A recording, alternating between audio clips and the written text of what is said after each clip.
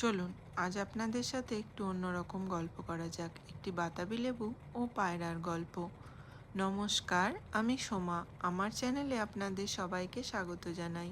আমি যদিও খুব অনিয়মিত, তবে এবার থেকে চেষ্টা করব সপ্তাহে অন্তত 3টি রিলস বা ভিডিও আপলোড করার।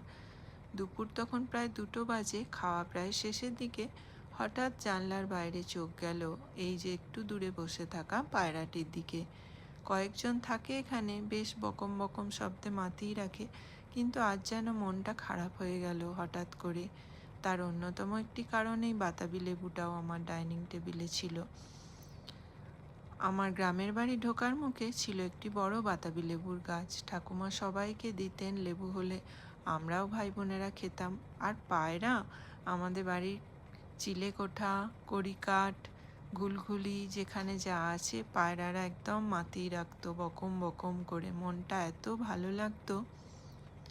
আজ করেছিলাম ভাতের সাথে শাক সেদ্ধ, নোটে শাক, একটু বড়ি ভাজা, একসাথে মেখে খাবো বলে আলু ভাজা, মটরশুঁটি দিয়ে মুগ ডাল, এঁচোড়ের তরকারি আর স্যামন মাছের কাঁটা চচ্চড়ি। আসলে মানুষ যত বড় হয় ততই যেন শিকড়টা বেশি করে টানে, তাই না? কি বলেন আপনারা? জানাবেন আমায় কমেন্টে। আর আমার চ্যানেলটি সাবস্ক্রাইব করতে ভুলবেন না কিন্তু।